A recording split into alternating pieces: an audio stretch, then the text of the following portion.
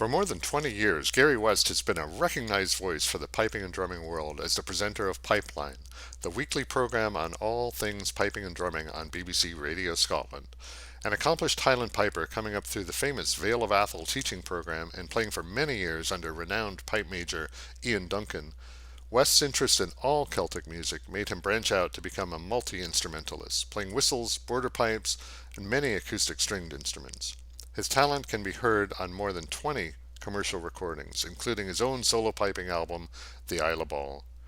Gary West's work in academia at Edinburgh University has made him an authority on traditional Scottish music, and his 2013 book, Voicing Scotland Folk Culture Nation, is an important contribution to the art. While West has been Pipeline's presenter for 2 decades, he was only the most recent voice for the show, which has continued until now since 1923. His predecessors include Seamus McNeill, David Murray, John McFadden, George McElwam, and of course Ian McInnes, who beginning in the 1990s brought the program into the modern age as both presenter and producer. Sadly, due to severe cuts at Britain's public, commercial-free broadcaster, the tradition of Pipeline as we know it will come to an end in early April 2023. A piping show in some form will happen, but likely without the original live, historically important recordings that have always highlighted the program. We were pleased to catch up with Gary West a few days before he was to sign off with his final Pipeline show. All right, it's Pipes Drums. It's March 25th, 2023, and we're very pleased to have Gary West with us. Gary, everybody in the piping and drumming world pretty much knows Gary West, or at least knows his voice.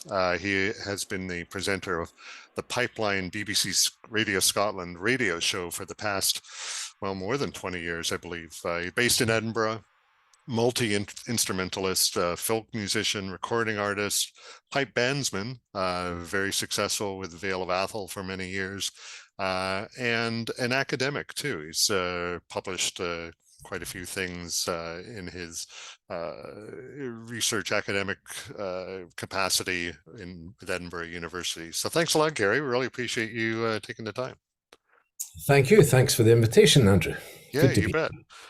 Now it's, obviously it's big news, the loss of Pipeline, at least as we know it, with going back to the 1920s and the original charter of the BBC, the weekly radio program. It's a real shame, but, you must feel very different for you not to be putting together this show after 20 years at the helm.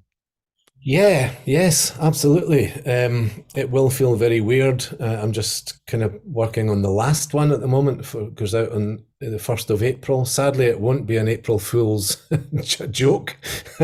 Well, if it is, the BBC have landed me hook, line and sinker because as far as I know, it is finishing. It's not a joke, but yeah, it's very strange. It takes a lot, as you'll know, being a media man yourself as well in your spare time, that it takes a lot of work to put an hour's program together, trying to get the balance of things and all the red tape that needs to go with it, all the publishing and all of that. It's not just what you hear, it's all the stuff behind the scenes. But I've thoroughly enjoyed my 21 years, I think it is. The 21 over my shoulder is nothing to do with that, incidentally. I've just spotted that. I've just come into my daughter's bedroom here to try and get some peace. But it's a nice coincidence, maybe, that it's 21. It's going to feel strange. I do have other plans, which I'll maybe tell you about a little bit later. And it's important to say, I guess, there will still be a piping program on the BBC, a seamless transition into whatever comes next the following week, but it won't involve me.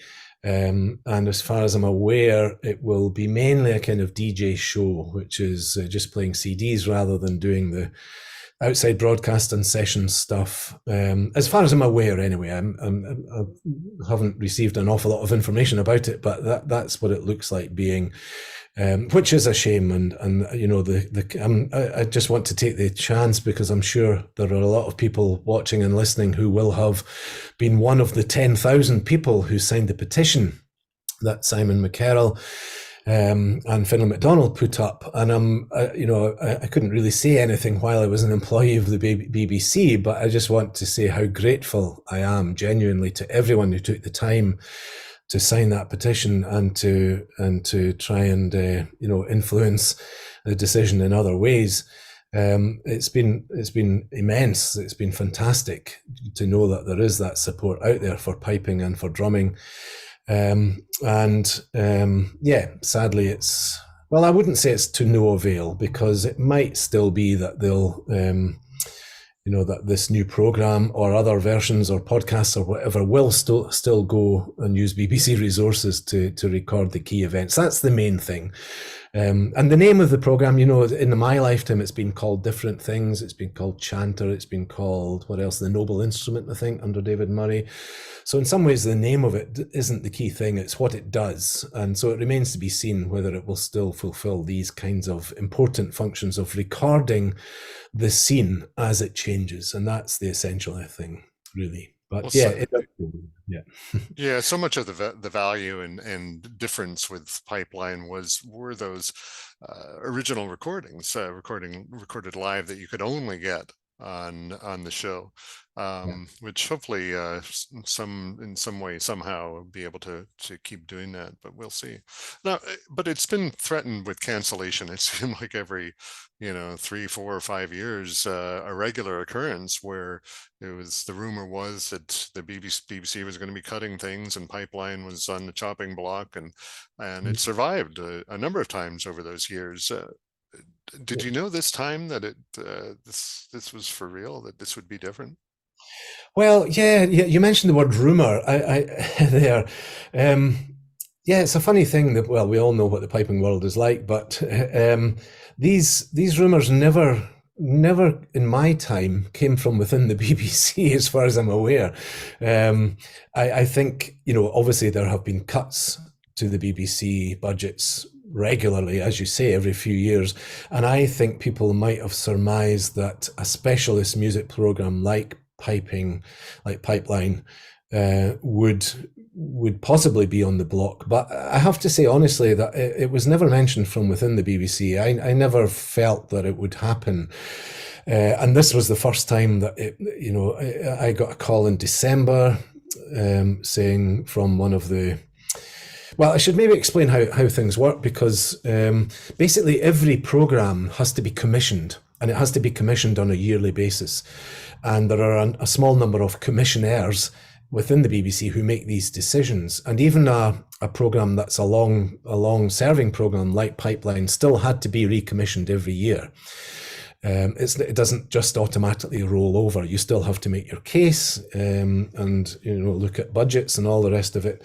So I guess every year there was always a chance from that point of view that it wouldn't roll over, but it always did. And I got a call from one of the commissioners saying, look, I'm very sorry, but we're not going to be able to recommission Pipeline at the start of the next financial year, which is what we've now reached, along with some other programmes. And the point was made that BBC makes 2 piping programmes. BBC Radio and Gael, the Gaelic language service, makes Crún Lua, which is a 90-minute programme. We were 54 minutes on Pipeline, so basically an hour minus the news and weather, and that they would look at some kind of amalgamation. And as far as I understand it, it will be the Gaelic service that will be making the new programme, revoiced a version of it in English for the Saturday night Radio Scotland slot. Now, I could be wrong with that, because I haven't really seen a clear message as to exactly what it will be, but that's what I understand it will be from the 8th of April. It was a shock. I never really listened to the rumours that have gone around before, because I knew how the process worked. This time it's for real. Yeah, I can see how it would be a shock after that. But was the cancellation, was it random by the one of the three commissioners, or as you say, or purely business, or do you see it as Um, kind of an erosion of Scots culture? The support of Scots culture. Uh, well, I guess if you have a piping program on the BBC and they either take it off or reduce its budget, then that's got to be an erosion of Scottish culture. You can't get anything much more kind of in your face as Scottish culture than bagpipes, for good or for bad, you know. And so, yeah, it's very difficult to avoid the conclusion that if there's going to be less money put into the program and therefore that not so much can happen by way of recording, then it's lessening the emphasis on Scottish culture. The other two programs that were affected were a jazz program and a classical program, and all three of these programs are in the same unit within the BBC. So it was you could say it was a kind of picking out of one particular unit, perhaps, rather than a specific set of programs. But at the end of the day, it comes to the same thing.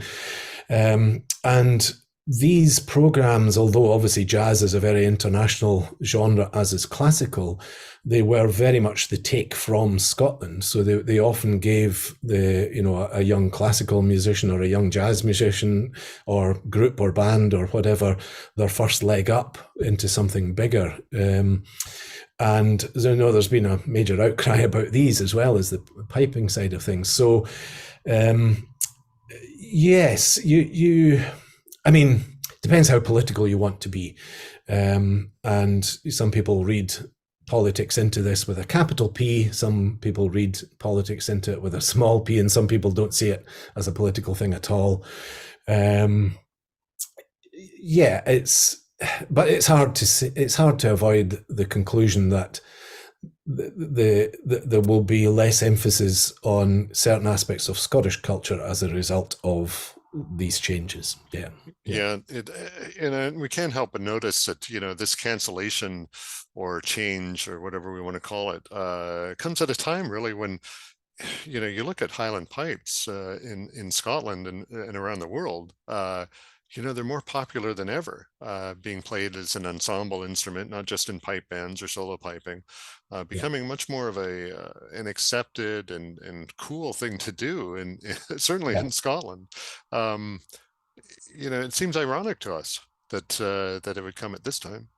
Seems pretty ironic to me too, I have to say. And you're absolutely right. I mean, all of us who are involved in whatever capacity within the piping and drumming world, whether as a performer, as a commentator, as a journalist, as a fan, a participant, whatever, we can all see how it's changing and how diverse it's becoming in so many ways. And I have to say, I tried very much to reflect that in terms of the content of the program.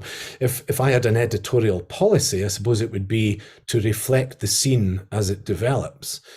And I got some criticism for that from some areas about that it's gone too much that way. There's not enough solo Highland piping or not enough sort of competition style playing, whether pipe bands or solo, not enough pibroch or what have you, not enough analysis, deep analysis of pibroch. And my answer to that is, well, piping has changed, and put it this way, and 54 minutes gave me roughly 9 or 10 pieces of music per week. And I ended up with a policy that would say, okay, maybe three solo Highland piping traditional tracks, usually including a pibroch, 2 or 3 pipe band tracks, and then 2 or 3 tracks of something else, something a bit more folky, looking at the international fact that it's a piping show, not just the Highland piping show, so maybe Ulan pipes or Galician or Breton or what have you, because I felt that was the mix that is actually happening out there. That is, if you go to a festival or you go anywhere, that's the kind of mix. And so I stuck with it, sometimes in the face of criticism. But I think it is important for whatever program, piping program, to reflect what's happening and not just what used to happen or what some people wished still happened. And it doesn't mean that solo Highland piping is any less important. I would say, had Pibroch in probably 3 out of every 4 programs.